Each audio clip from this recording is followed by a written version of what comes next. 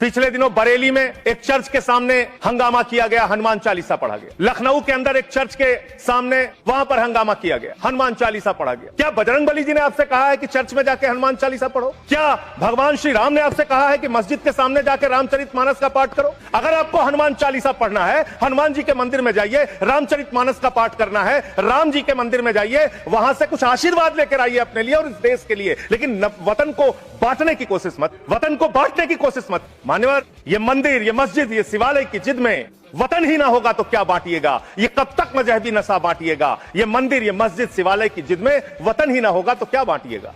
आप इस देश को बांटने का काम कर रहे हैं।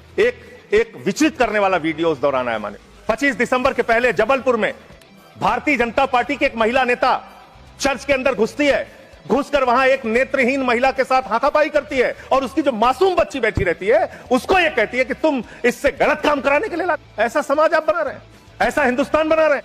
पूरी दुनिया में आप ऐसे विश्वगुरु बने। आज ऑस्ट्रेलिया में, इंग्लैंड में, यूएस में, न्यूजीलैंड में, दुनिया के अलग अलग देशों में जो लोग भारतीय रहते हैं उनको कितनी शर्मिंदगी महसूस करनी पड़ती होगी कि आप उनके धार्मिक मान्यताओं के हिसाब से उनको यहां पे पूजा अर्चना, इबादत, प्रेयर नहीं करने दे रहे हैं। ये हो रहा है मान्यवर इस देश के अंदर। इसलिए नफरत की राजनीति को पहले मारना होगा और आपकी नफरत की राजनीति रुक नहीं रही है, वो असीमित है, उसकी कोई सीमा नहीं है। पहले हिंदू को मुसलमान से लड़ाओ, फिर हिंदू को सिख से लड़ाओ, फिर हिंदू को ईसाई से लड़ाओ, फिर हिंदू को हिंदू से लड़ाओ। इसने धर्म परिवर्तन किया है, इसमें केस करो। इंडियन कानून के मुताबिक धर्म परिवर्तन करना पाप नहीं है। आप लॉ के हिसाब से रोज धर्म चेंज कर सकते हैं और कानून आपको इजाजत देता है, कोई बंदा आप पर कुछ नहीं कर सकता। यहाँ तक कि अगर आपके ऊपर कोई पुलिस वाला भी इस विषय पे केस करता है कि आप लोगों ने धर्म परिवर्तन किया तो उस पर भी केस बनता है, उसको सस्पेंड किया जाता है। आपको ये मालूम होना चाहिए कि धर्म परिवर्तन करना अपराध नहीं, लालच देकर धर्म परिवर्तन करना अपराध है।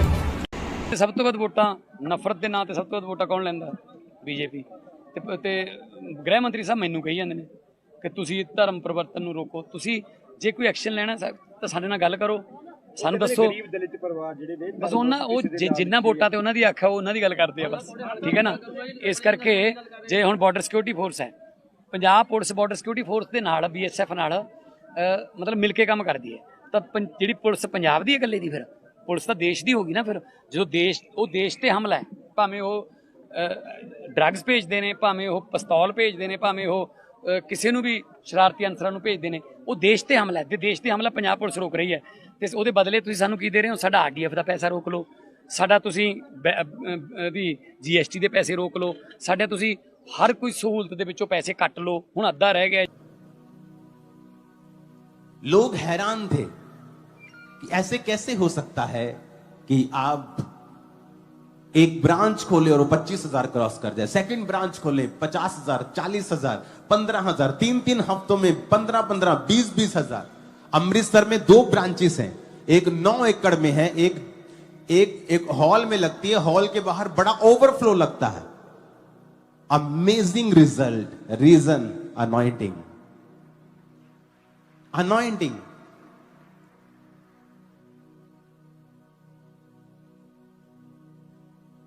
जब क्रूसेड पे टेंट वाला आता था तो बोलता था कि क्या कर रहे हो तुम लोग, ये आधा किलोमीटर लंबा पंडाल कौन लगाता है? PM भी नहीं लगाता यहां पे इतना पंडाल।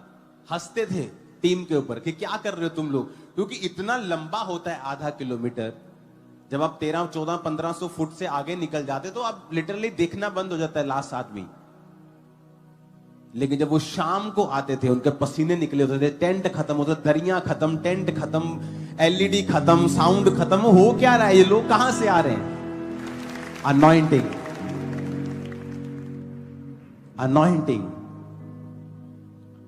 इस अनॉइंटिंग को आपने प्रोटेक्ट कैसे करना है, इसी विषय में मैं बात करूंगा अगले कुछ हफ्ते। इसको बढ़ाना कैसे है, इसमें बने कैसे रहना है, इसकी अहमियत क्या है। जब आप समझ जाते हैं तो यही डिफरेंस है, यही फर्क है। इसीलिए अनॉइंटेड मैन आपको कभी भी लड़ते हुए नहीं मिलेंगे। अगर कोई लड़ता हुआ मिलता है तो वो अनॉइंटेड नहीं है, याद रखना। क्योंकि अनॉइंटिंग एक प्रेशियस सब्सटेंस है जो खत्म हो सकती है, कम हो सकती है, करप्ट हो सकती है। और ये बढ़ भी सकती है। जिस तरह एक माप का विश्वास दिया जाता है और उस विश्वास को बढ़ाना आपने होता है, एक माप का अभिषेक भी दिया जाता है और उसको बना के रखना और उसमें बढ़ना, ये आपकी जिम्मेवारी है। हालेलुया।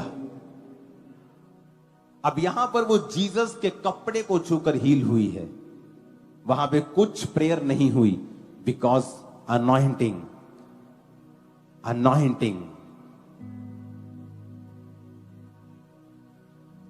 हालेलुया। इसके इतने अमेजिंग रिजल्ट हैं, मैं आपको कुछ गवाहियां खुल के दे भी नहीं सकता। आप ये इमेजिन करो कि जो व्यक्ति हमारे साथ हैं, काम करते, प्रोफेशनल्स या और भी लोग जिनके बेबीज नहीं होते थे, उनको नहीं पता, चर्च के लिए और हमारे लिए काम करने के बाद उनके बेबीज हुए वो, और वो बिलीवर्स नहीं हैं। अनॉइंटिंग ये फ्रूटफुल करती है लोगों को, ये फलदार करती है। सडनली आपके आसपास सब चीजें फलदार होने लगती हैं। इस संडे आप मिस मत करना। इस संडे मैं आपको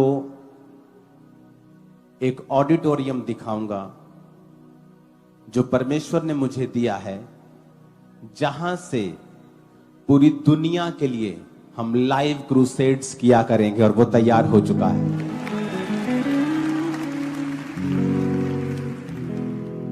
वो ऑडिटोरियम तैयार हो चुका है, उसकी जल्दी ही ओपनिंग की जाएगी और संडे उसकी पिक्चर्स मैं आपको रिलीज करूंगा, और वो उसका नाम है फायर ऑडिटोरियम।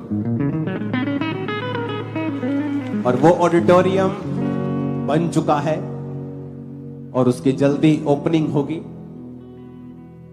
और चर्च का एक हिस्सा अंदर उसकी ओपनिंग होगी, उसी हिस्से में ही वो फायर ऑडिटोरियम है। तो परमेश्वर ने वो मुझे दिया है जहां से लाइव क्रूसेड्स होंगे पूरी दुनिया के अंदर। जिन देशों में मैं पैदल नहीं जा सकता, बाय बॉडी से नहीं जा सकता, वहां से मैं क्रूसेड्स करूंगा, और खुदावंद ने कहा वो लाखों लोगों को लेके आएगा उन क्रूसेड्स के ऊपर। तो संडे मैं आपको उसकी पिक्चर्स को रिलीज करूंगा, और वो फायर ऑडिटोरियम परमेश्वर ने जो दे दिया है उसकी हम सेलिब्रेशन करेंगे, और फिर उसकी ओपनिंग करेंगे बहुत जल्दी। और तारीफ ऊंची चाहिए चर्च। हालेलुया। यीशु मसीह का एक कमिटमेंट है हम सबसे, प्रेम, कि यदि तुम मुझसे प्रेम करोगे, प्रेम, तो तुम मेरे वचन को भी मानोगे, और मेरा पिता भी तुमसे प्रेम करेगा, और हम तुम्हारे साथ वास करेंगे। हम देखेंगे परमेश्वर ने हमको बहुत सारे वादे किए, उसमें से कुछ वादे हम देखेंगे। जैसे उसने हमको करौली के क्रूस में सारी आशीषें दे दी थी। उसने वहां कहते सब कुछ कंप्लीट पूरा हुआ। उसने हमें चंगाई दी, कहते हैं कि यीशु के कोड़े खाने से हम हो गए हैं। धन और महिमा परमेश्वर की ओर से आती है। हम कहते हैं अच्छा घर, अच्छी जिंदगी वो देता है, अच्छी नौकरी, बच्चे, हर एक आशीष प्रभु ने कंप्लीट कर दी। किनके लिए? जो लोग परमेश्वर के पुत्र से प्रेम करते, यीशु मसीह, कंप्लीटेड हो गई। फिर आज हम बहुत सी चीजों के लिए प्रार्थना कर रहे हैं। आज भी हम बहुत सी चीजों के लिए सालों से प्रार्थना कर रहे हैं, सालों से। फिर ये वचन प्रभु ने हमको दिया है, तो हमको ध्यान देना है कि कहीं ना कोई हमारे अंदर ही, मेरे अंदर ही कुछ मिस्टेक होगी। क्योंकि परमेश्वर ने तो बोल दिया कि कोई मुझसे प्रेम करेगा तो वो मेरे वचनों में भी चलेगा और मैं उसके साथ वास करूंगा। तो वो जो क्यों है ना, वो हमको खटता है, विशेषकर मुझे, कि वो क्यों वो आशीष हमें नहीं मिलती है, क्यों वो चाबी आज हमें नहीं मिलती, जबकि परमेश्वर ने बोला कि सारी चीज तेरे लिए खोल रखी है। वो चाबी हमारे पास नहीं है, वो लॉक लगा हुआ है। परमेश्वर, हम प्रार्थना करते हैं वो कवर्ड में सब कुछ है, धन, महिमा, आशीष, अच्छी जिंदगी, दीर्घायु, अनंत जीवन, हर एक वो चीज, स्वर्ग का द्वार, हर एक बात प्रभु ने उस की को हमारे लिए दे दी थी। आज हम देखेंगे वो प्रतिज्ञा देने के बाद भी वो क्यों, वो चाबी हमारे पास नहीं है।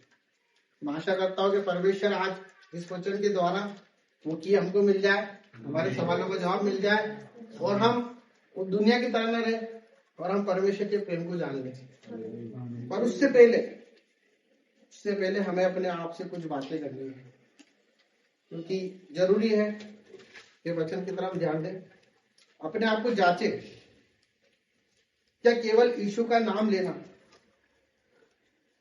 ही सब कुछ होता है? कि सिर्फ हम यीशु का नाम ले रहे हैं और लेते जा रहे हैं और हम कह रहे हैं मसीह में, तो हमको जानना है कि उसके लिए हम जीते भी हैं, पहला। दूसरा हमें देखना है कि मसीह का प्रेम मुझ में दिखता है कि नहीं दिखता है। तीसरा हमको देखना है क्या मेरे शब्दों से मसीह को महिमा मिलती है कि नहीं। कि मैं उससे सिर्फ प्रेम करता हूं तो ये शब्दों से करता हूं कि हाँ प्रभु आपसे बहुत प्यार करता हूं, पर मेरी सोच तो प्यार ही नहीं करती। और हमको ये देखना पड़ेगा कि जब हम आईना देखते हैं, अपने भीतर देखते हैं, तो हम उसको दिखाई देते हैं कि नहीं, हमारे हृदय में वो दिखता है कि नहीं दिखता है। तो कुछ वचनों को हम देखेंगे, क्योंकि ये सब चीजें इसलिए है क्योंकि परमेश्वर ने हमसे प्रेम किया। उसने वचन बोला कि जो मुझसे प्रेम करता है वो मेरे वचन को भी मानेगा, मेरा पिता भी उससे प्रेम करेगा। प्रेम ऐसी चीज होती है जो हर एक चीज दे देती है, निस्वार्थ। मेरा बर्थडे था, मेरे भाई बहनों ने मुझे सब कुछ दिया, दिल खोल के प्रेम से दिया, है ना। वो प्रेम जो वापस नहीं लेता है। तो परमेश्वर ने सारी आशीष दे दी, फिर हमको क्यों नहीं मिल रही? तो हम भजन संहिता 118 उसका 8वां वचन पढ़ते हैं। भजन संहिता 18 का 8। यहोवा की शरण लेनी मनुष्य पर भरोसा रखने से उत्तम है। हालेलुया। परमेश्वर का वचन ये कह रहा है कि यहोवा का शरण लेना अच्छा है मनुष्य पर भरोसा रखने से, क्योंकि मनुष्य परमेश्वर ने बनाया, वो जानता है कि मनुष्य क्या है। मनुष्य पलट सकता है, परमेश्वर कभी नहीं पलट। तो वो ये कहता है कि हम उसके जीवन में, उसके शरण में रहते हैं कि जब हमें कुछ भी चीज की नीड्स होती है, कुछ भी चीज की हमको, हम तुरंत मनुष्य की शरण में चले जाते हैं, मनुष्य पर भरोसा कर लेते हैं कि ये हमारे लिए करेगा। परमेश्वर तो न जाने कब करे, पर हम पहले उससे बात कर ले, इससे बात कर ले, उससे परमेश्वर से हम बात नहीं करते। तो हमको ये देखना पड़ेगा कि जब उससे शरण हम उसके पास लेंगे तो परमेश्वर अपने लिए हर एक वो चीज कर सकता है। आज उसने वादा किया है कि तुम प्रतीति कर लो, जो तुमको चाहिए ना, तुम प्रतीति कर लो, वो सब कुछ तुम्हारे लिए हो जाएगा। तो क्या हम जो जीवन जी रहे उसमें हमको देखना है कि बहुत से लोग हमारे आसपास भी हैं, हम चर्च जाते हैं, हम सब कुछ करते हैं, आराधना करते हैं, हर एक बात करते हैं, और हम देखें कि हमारे आसपास वाले लोग भी वैसा ही कर रहे हैं, पर हमारा जीवन का आकार वैसा का वैसा ही है जैसा आज से 5 साल पहले था, जैसा आज से 10 साल पहले हम वहीं के वहीं खड़े हैं। हम किसी चीज के लिए दुआ कर रहे हैं, वो दुआ हमारी हो ही नहीं रही। तो हमें पता लगेगा कि हम क्या मानो किसी मनुष्य के अधीन तो नहीं है, कहीं ऐसा तो नहीं हम किसी पर्टिकुलर सब्जेक्ट के ऊपर टिक गए, क्योंकि परमेश्वर तो देने के लिए बैठा है। जब उसने बोला कि सब कुछ मैं दे दूंगा, तो देने के लिए बैठा है। फिर भी हम लोग आते हैं, अपना सब कुछ करते हैं, तो वहां पे हमको जांचना है कि हम सच में यीशु मसीह के लिए आए कि नहीं। हम कहीं ऐसा तो किसी को इम्प्रेस करना है, बुरा मत मानना, परमेश्वर वचन में लिखा है, ठीक बोलो। हम आगे देखते हैं तीतुस 1:16।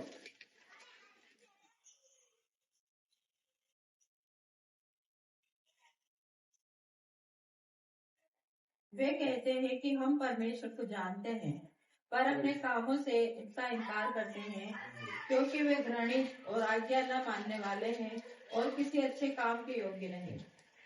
हालेलुया। परमेश्वर का वचन ये कह रहा है कि हम परमेश्वर को तो जानते हैं, पर उसके कामों को करते कि नहीं करते। वचन तो हमने सुन लिया, वचन में लिखा है कि अगर तेरे पास 2 रोटी है, एक जाके दे क्या, तेरे पास 2 कपड़े हैं, तो दूसरा दे दे। अगर तेरे पास जो भी है ना, तेरी कुवत नहीं है भाई, वो मैंने दे रखा है, सांस ही चल रही है ना, ये मेरी है, तेरी नहीं है। मैंने किसी पर्पज से तुझे भेजा है, इसलिए भेजा है। पड़ोसी भी वैसे ही करता है, जो मनुष्य जो मूर्ति पूजा करता है, हर एक वो चीज करता है, गंदे काम करता है, वो भी वही करता है, सेम है। हमने